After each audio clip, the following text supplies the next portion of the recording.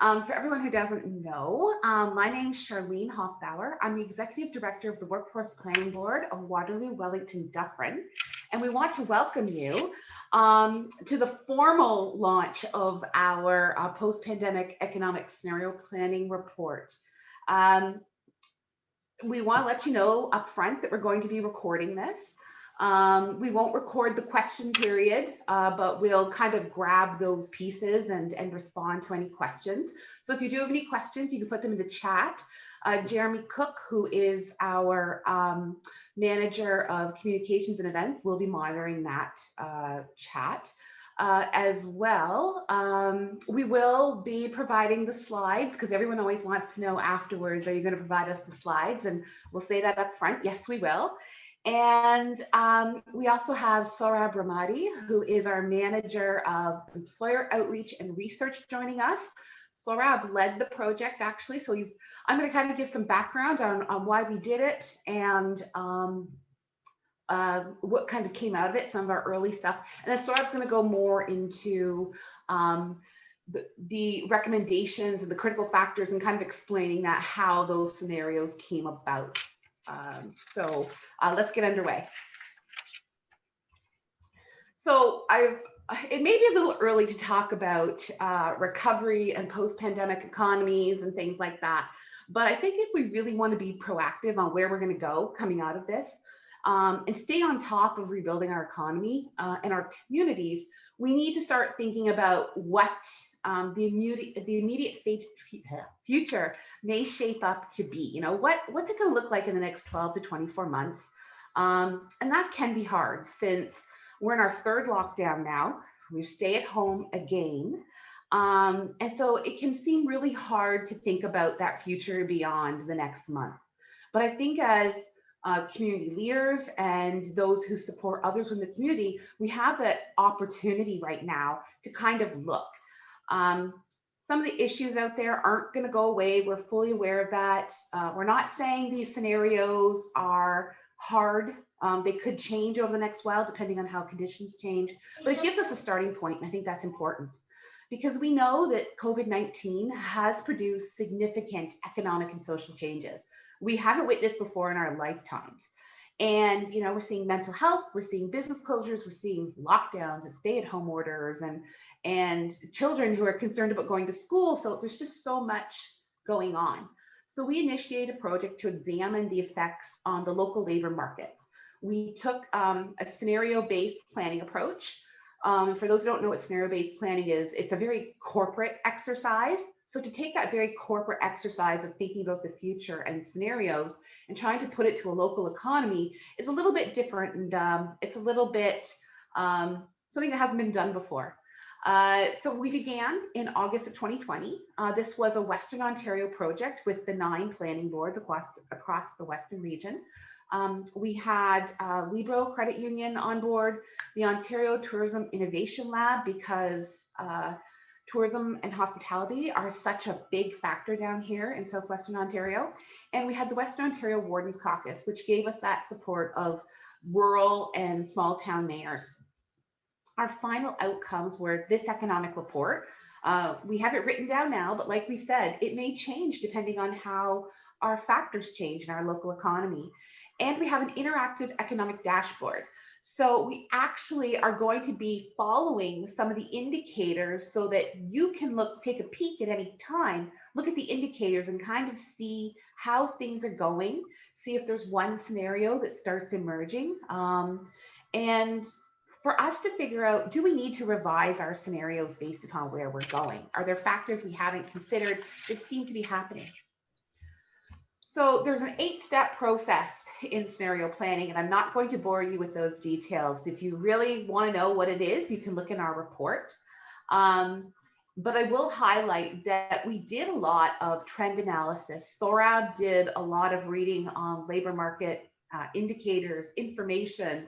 Every time a report came out on the pandemic, the researchers across the Western region shared it. So they had a lot of background information going in. They did in-depth interviews that were one-on-one. We did some focus groups. We also did key stakeholder surveys.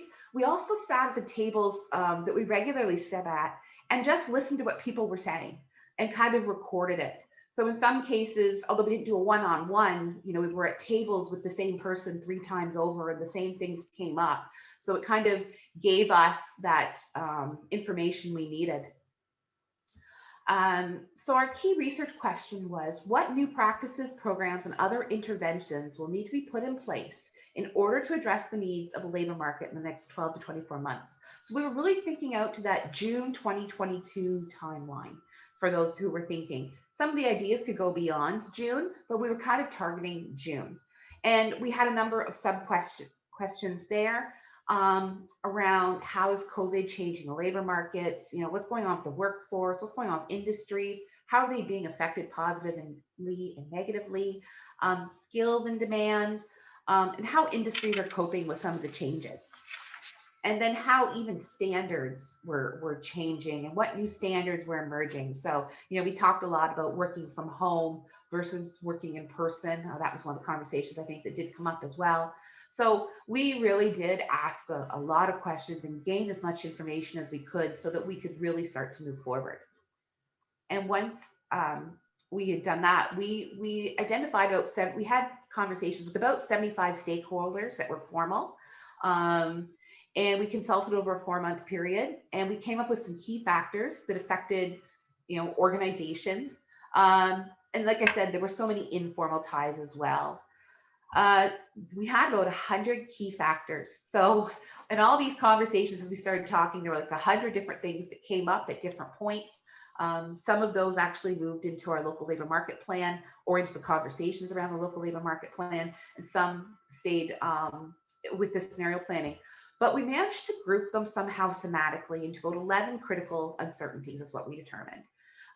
Those were then reviewed by our planning roundtable, and they kind of narrowed it down to 2 critical uncertainties that were really, really important for the Waterloo, Wellington, Dufferin economy. These were things the most important. They were the most unable to control. So it's really hard to control these pieces, and they're most difficult to solve for. They were going to require more in-depth interventions. So the 2 clear critical uncertainties that emerged were there before the pandemic, but COVID has made them so much worse. So the first is the availability of people with basic skills for employers in the industry.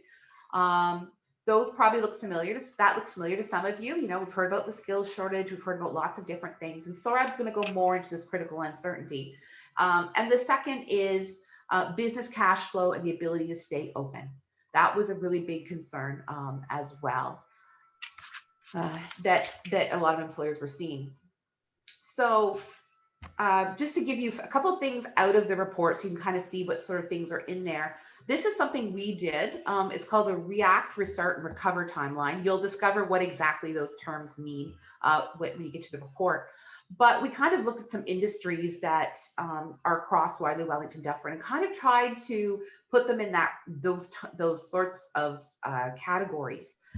This is done as of the end of March. So if you think about it, March was our 2nd month out of lockdown that happened in January.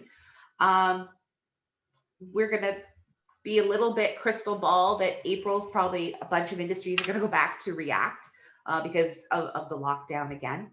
And then we'll have to track it up again, and we'll keep updating this so that the community can kind of see where some of these industries are or where they're telling us that they are as an industry.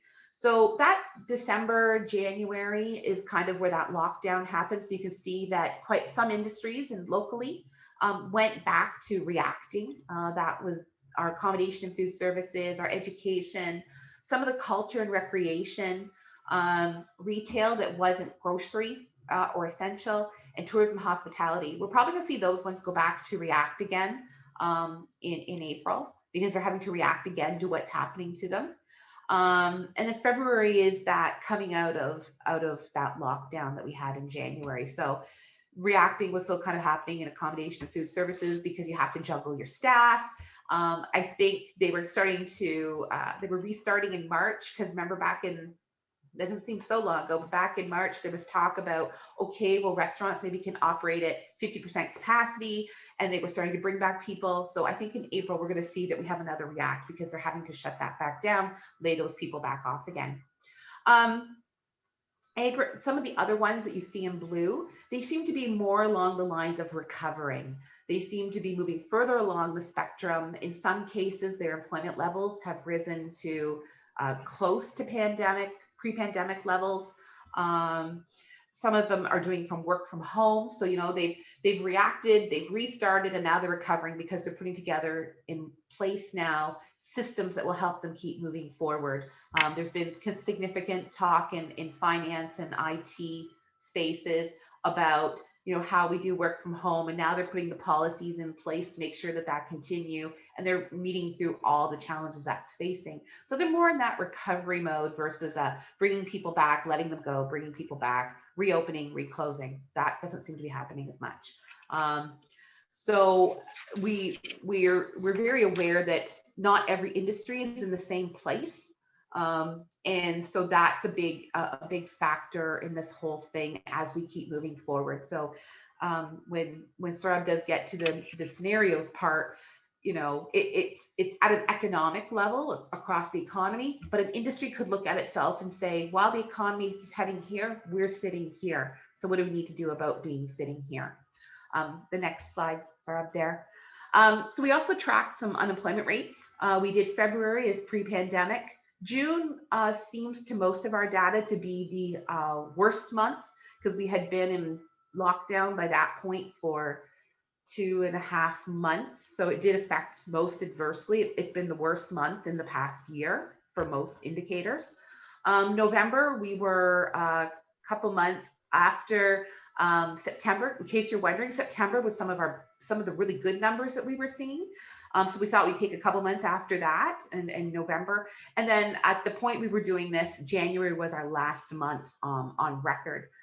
We have closely been following unemployment rates for the past year, as well as participation rates and who's not in the labor force. So those are all indicators we are following.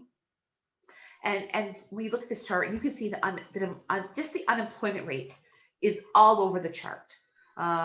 It's all over the place. It juggles so much month to month, it seems. And it's also highly regionalized. So the gray is KW, and you see we went, you know, in June we were at 12%, November we're at 9%, and January we're at 7.8%. February stayed the same. I just got the numbers this morning. KW is now at 7%. So it's been steadily falling. But then you see Guelph, which was at 14.9, and then it was at 7, and then it was at 9.4, and this month we're back down to 9.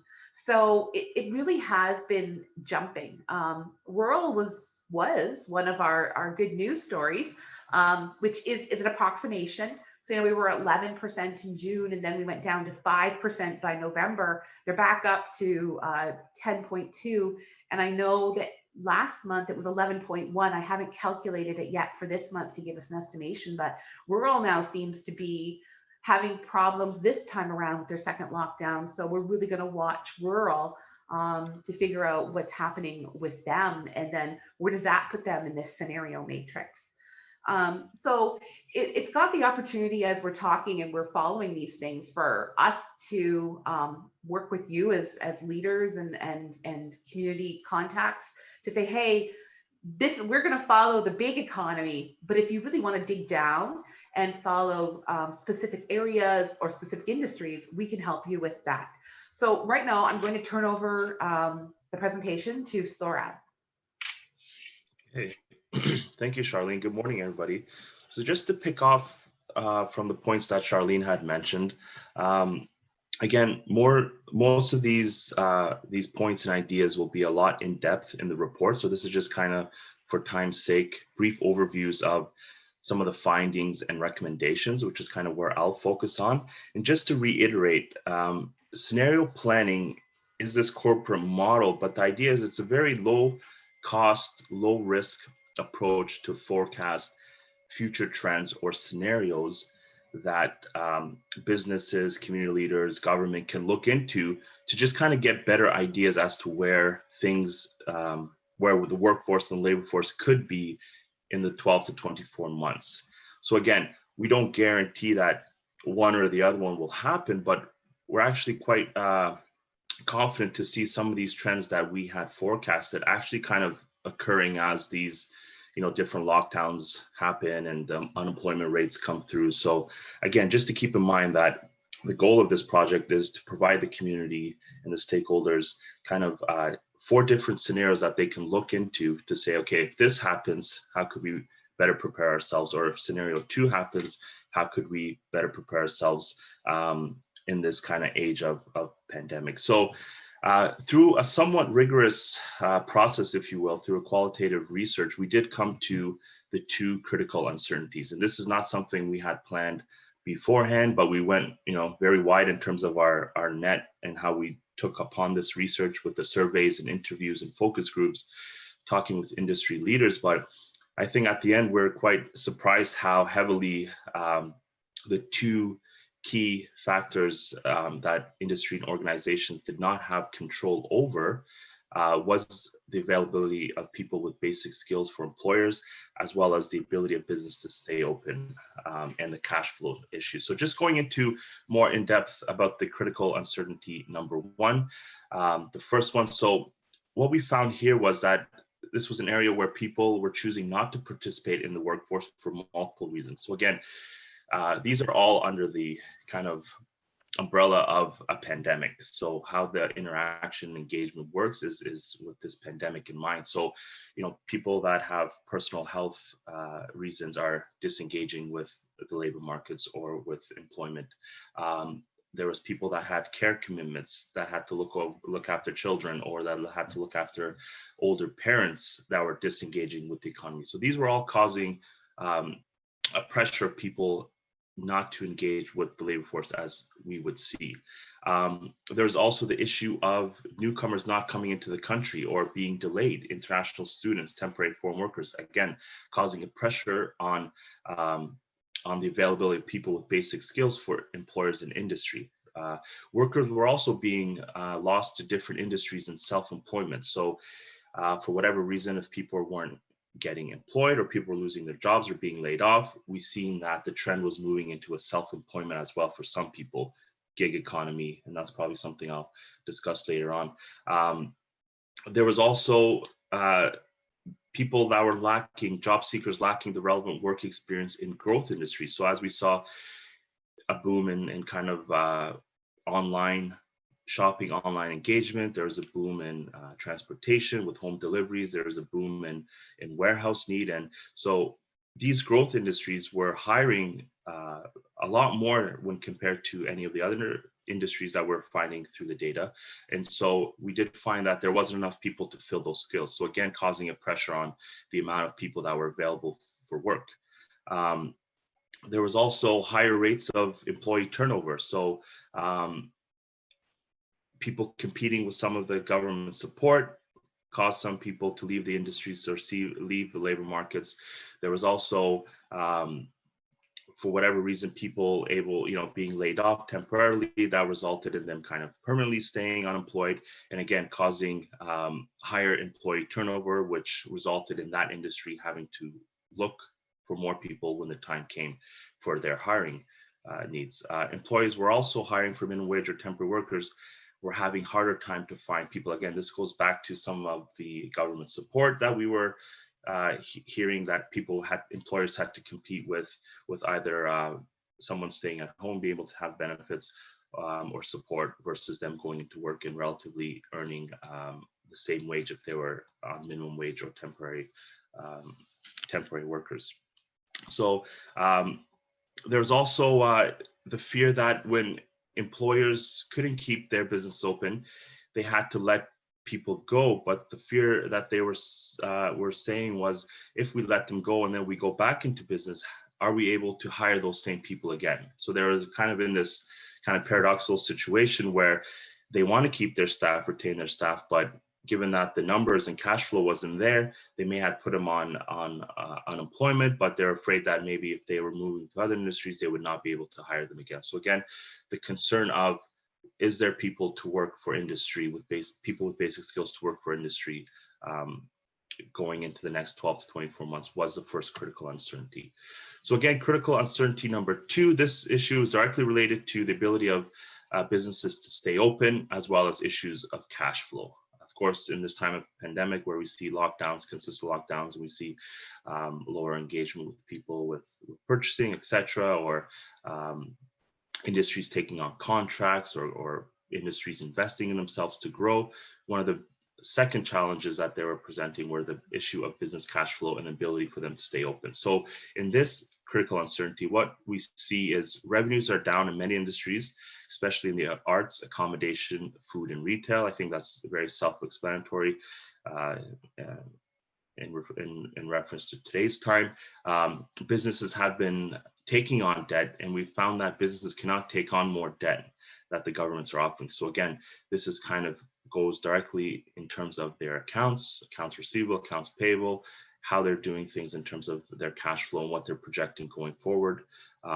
There's also challenges with their cash flow when they're paying overtime to staff. We found that businesses had to, and oftentimes, pay some of their staff members overtime, which cut into their revenues, of course, and their cash flow. So this especially when some industries were losing staff for various reasons, health reasons, lockdowns, mental health, etc. And so there was other staff picking up some of those hours to keep the businesses and industry running, and this cut into cash flow for employers paying overtime. Of course, the higher cost of supply chains and the cost of supplies almost across the board, again, cutting into business cash flow. In terms of the nonprofits, we've seen that there's been a jump in lack of sponsorships, support, funding.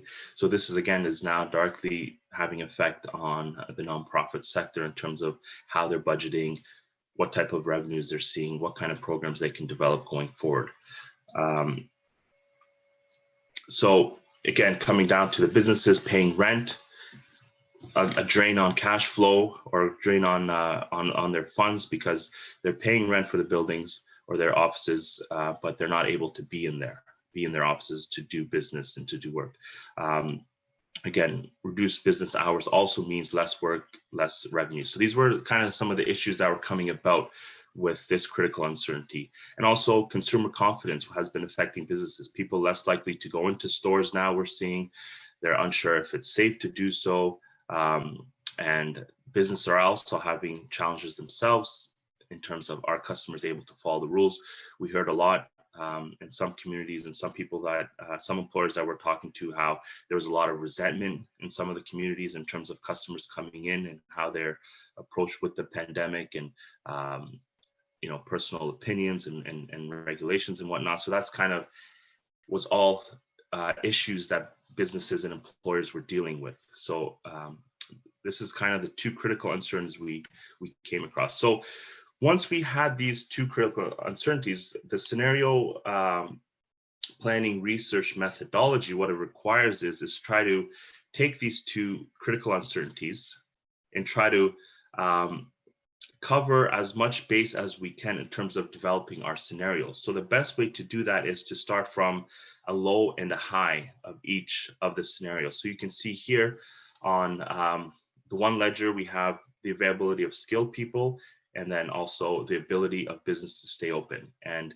the way the scenario planning research methodology requires us to do so is to develop scenarios. So as you can see, scenario one, low availability of skilled people and low cash flow and unable to stay open. And if you can just move over to scenario three, you see low availability of skilled people and high cash flow and able to stay open. So what we did is we ultimately took these two critical uncertainties, developed the four scenarios, and we projected and kind of did research and industry analysis on how we would forecast the labor markets and kind of the economy, as they're both related, would be in each of these scenarios. So I'll get into some detail points on each of these scenarios and what kind of the context of such a situation would look like for our community. So scenario one, low availability of skilled people and low cash flow and unable to stay open. So in this situation, we see that businesses cannot purchase products, they cannot run lines or hire staff. We also see that layoffs would increase and the length and frequency of these layoffs would be greater as time progresses. Temporary layoffs would become permanent. Participation rates in this scenario would decline for youth, women, and immigrants because they don't find the jobs that would be available typically for that category. Official unemployment numbers are low, and participation rates are also low. So again, this is kind of the worst scenario we found of the four. This is again low availability, so there's not enough people to work, and businesses don't have the cash flow to run or to stay open. So kind of that's the scenario that we found would be kind of the worst case scenario.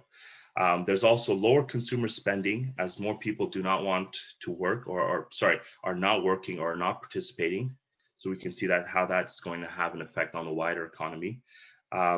There's lower investments as companies do not want to invest or expand, so they don't have the cash flow to expand, again, really dampening down economic activity.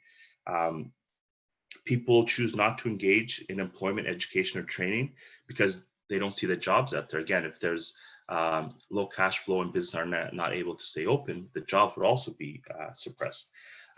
International students also in this case would stay home if the borders remain closed and programs go online. So again, that's kind of some of the issues that we would see in scenario one. And again, there's more in-depth discussion if you go into the report. So with scenario two, the low business cash flow, low business cash flow and unable to stay open, and high availability of people with basic skills for employers and industry. So in this case, we see that businesses and cash flow and their ability to stay open is reduced, but we see a high availability of people with skills. So what happens in this scenario? Well, in this scenario, we see unemployment rates become higher, of course, as there's more people to work, but companies are not hiring. There would be also intense competition between workers for those roles that may be available.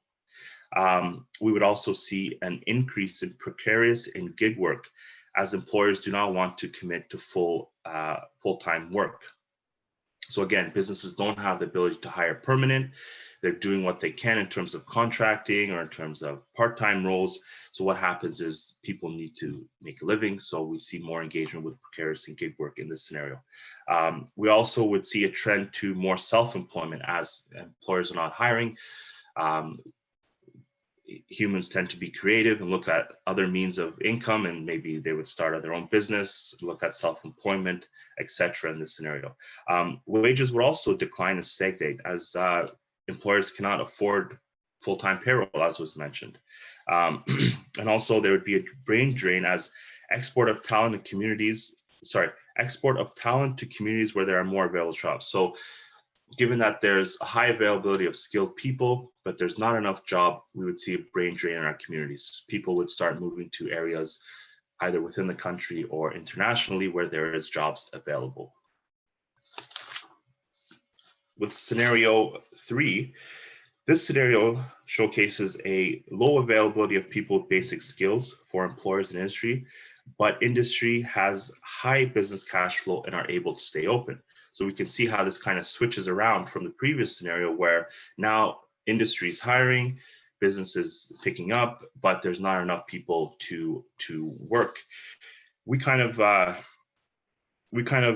imagine this scenario as being where we were pre-COVID, where our communities were pre-COVID, especially in the Wellington, Waterloo, Wellington, Dufferin areas. Business was growing, industries was growing, IT talent in KW, the manufacturing industry, agricultural industry in Guelph, Wellington, and Dufferin. So this was kind of some of the factors and points that were occurring pre-pandemic. So some of the points from here is lower unemployment rates as people are working. Business have money to invest and win contracts, but lack the necessary workers to carry out the job. So we've seen this a lot of times pre-pandemic in the construction industry. There's higher participation rates and almost everyone is working because those people that can work are working.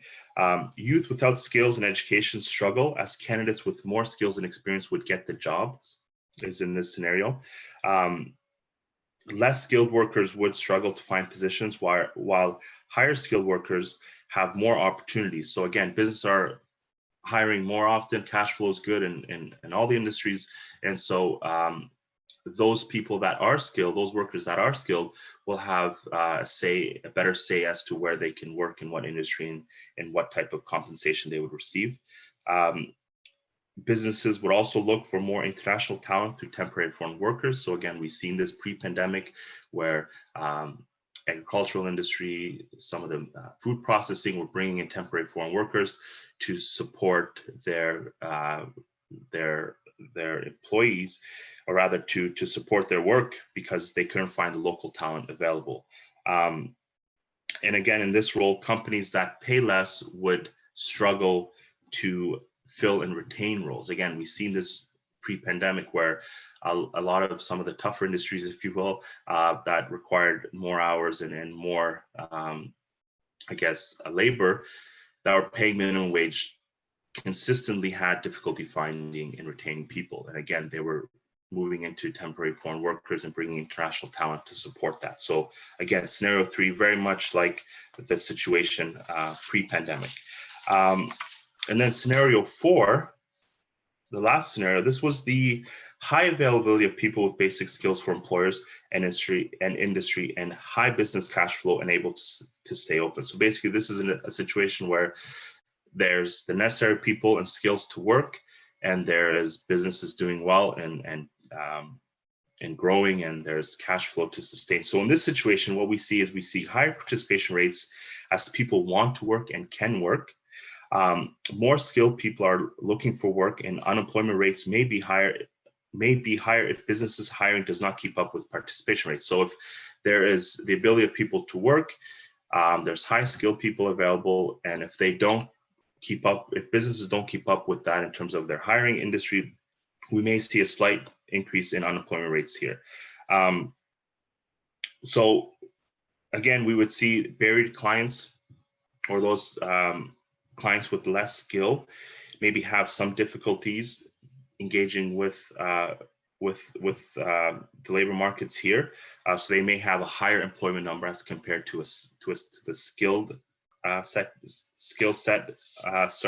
people or skilled workers. So government and businesses begin to hire more to keep up with business and services demand in this scenario. We would see businesses engaging less with international talent in this scenario, or bring in temporary foreign workers as there is the necessary skill locally to fill those demands. And we also would see that companies would control the employment relation in this scenario more so because of the higher availability of people. So this could ultimately result in a suppression of salaries and compensation, but also result in wage stagnation as employers have the flexibility to let people go if necessary because of the higher pool of availability of skilled people for them to choose from going forward. So for the recommendation section, we broke it up into 4 categories. And so this, again, is just a brief overview of some recommendations for government. And again, you can find a more detailed review of these recommendations in the final report. We did break it down into 4 areas, one being government, one being local stakeholders, one being education and training institutions, and one being for employers. So just briefly, just some recommendations that we kind of thought of, and we did some research on what was working, and we also worked with some of our local planning boards to see what was working with them. And this is kind of some of the recommendations that were developed. So for government, we had some recommendations of them providing and developing a database of in-demand skills and labor market information. I know there's a lot of labor market information out there, and there's some some databases of what skills are in demand, but given this age of pandemic and what is occurring, I think going forward, having a stronger database of in-demand skills as well as in-demand industries and trying to match those together would really help us going forward as a community. And also we realized that developing a national childcare strategy that incorporates contingency plans for future crises is going to be important.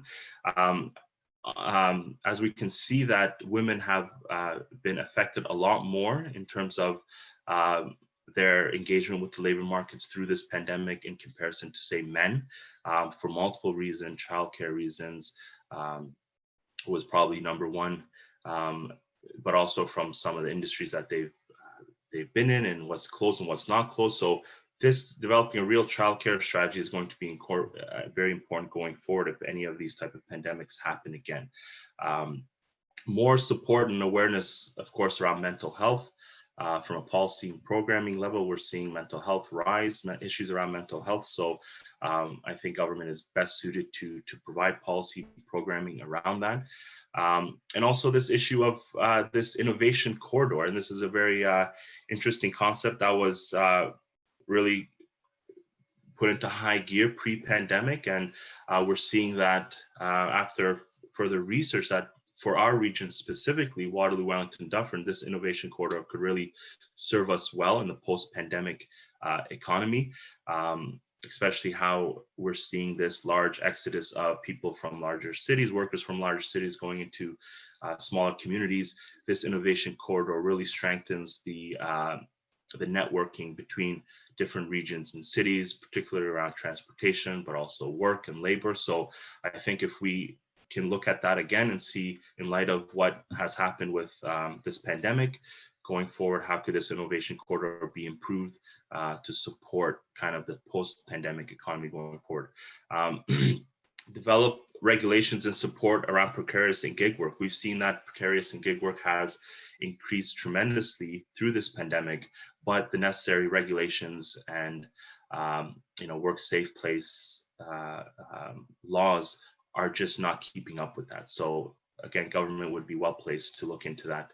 But also lastly is this issue around internet accessibility and broadband networks in rural regions in particular.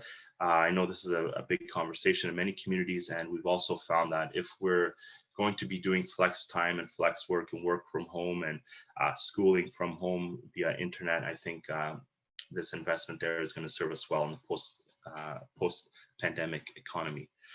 For education and training providers, there was a lot of talk around developing micro-credential training programs. So the idea that we can invest quickly and in a relatively short period of time, develop training around in-growth industries or those industries that will be in demand, being able to have a fast turnover through micro-credential training programs is something that I think education and training providers should look into and work with, and we can all work together as a community to develop these and what's in demand and what's not, what skills will be needed. There's also the recommendation to improve tools and research to study how training programs could better match employer needs and future in-demand industries in the post-pandemic economy. So basically this idea here is given the shakeup of the labor markets and the workforce through this pandemic, going into kind of a fresh start, looking into what are the growth industries that are coming up and how we can develop the research and the tools to better equip our training programs to make those investments where the most need will be or where the most needs will be. Also invest in literacy and basic skills programming. We've seen that oftentimes there's still a lack of just the basic skills for basic skills literacy and in around, say, even usage of internet and technology, just kind of investments in some of those. And I know a lot of community partners are already doing this really well. And so we think that this is going to be important as much as skilled labor is going to be important in the post-pandemic economy. We're finding that the basic skills will be just as important going forward as well. So a reinvestment and programming around this would be ideal. So for the local and regional service providers and stakeholders, so some of the recommendations we came across was to develop local labor market councils to better coordinate research services and labor market trends, again, in light of the pandemic. We also found that there was a need from many employers to create a centralized information center or a website where there's a more fluid connectivity between job seekers and employers. I know there's been some conversations around this already, but we found that a lot of employers were just looking for a place where both themselves and job seekers could connect more readily. There's also a focus to promote the importance of soft skills. Again, this was something being discussed pre-pandemic, but we found that the importance of communications and teamwork and conflict resolution has been heightened in terms of this in terms of the pandemic. And so these investments in soft skills are going to really do us well going forward in the post-pandemic economy. And lastly, for employers, some of the recommendations that we came from, that we developed through this report, was that we think that the hiring and recruitment methods need to better reflect the changing nature of the workforce as well as its diversity. So again, this is just a recommendation to employers who may be using the same recruitment process that they've been using for the last 5 or 10 years, in some instances 15 years, is to just update those recruitment methods to better reflect what's going on in the current economy, current workforce, especially in this age of pandemic and how people are looking for jobs now. The trend used to be to take in a resume via mail or send it in via mail or take it in person, and then we're all online to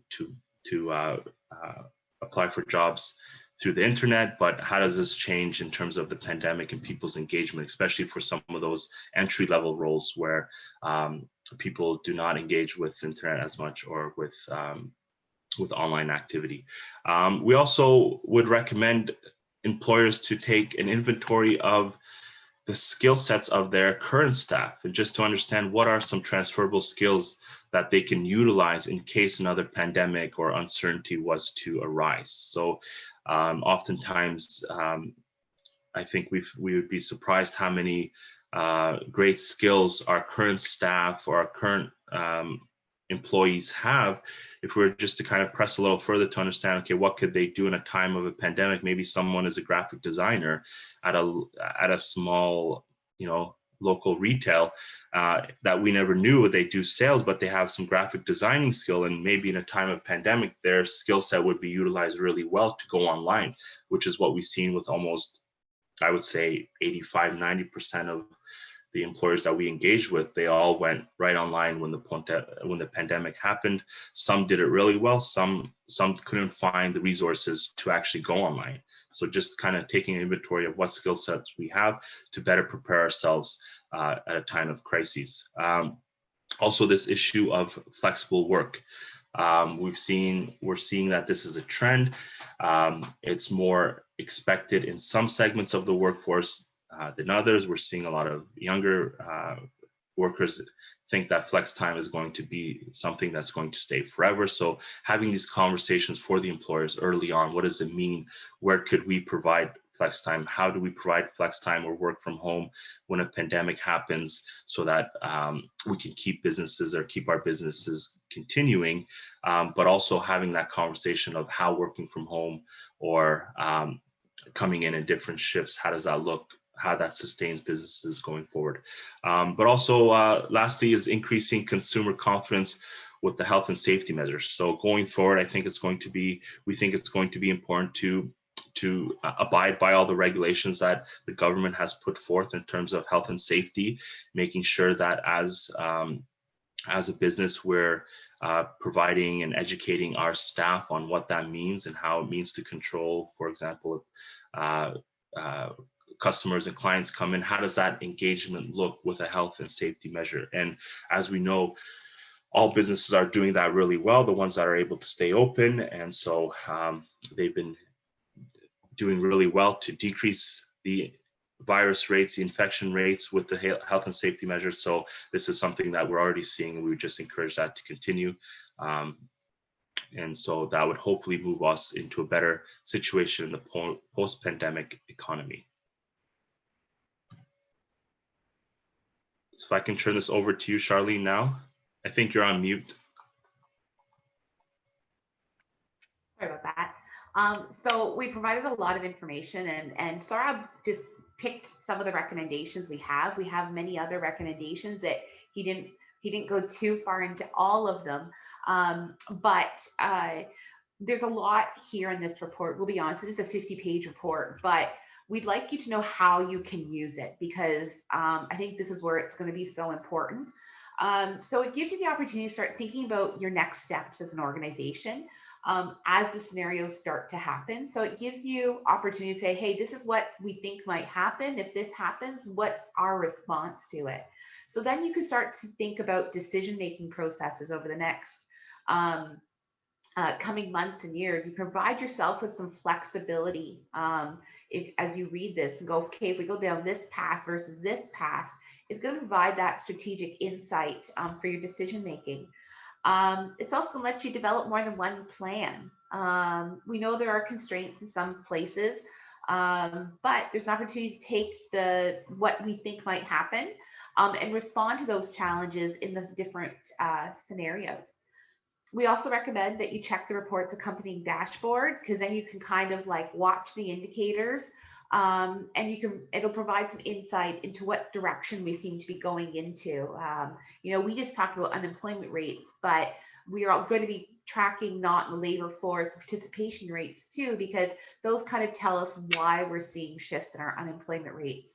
And finally, we'd really like to suggest that, you connect with others in your industry, or if you're at a pandemic table, or if I'm thinking of our EO group, to kind of figure out where you might be now.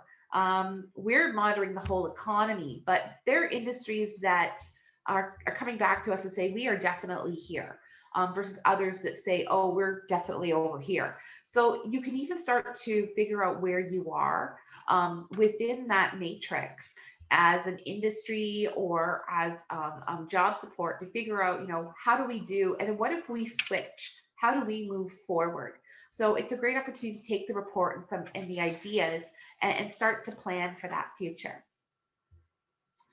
So that's kind of how you can use it. As well, Saurabh and I are happy to connect with any groups you have to kind of highlight some of the report and to facilitate some of those conversations about, well, what direction would we go and how would that change and what would that mean for clients or industry or students even. So right now we are opening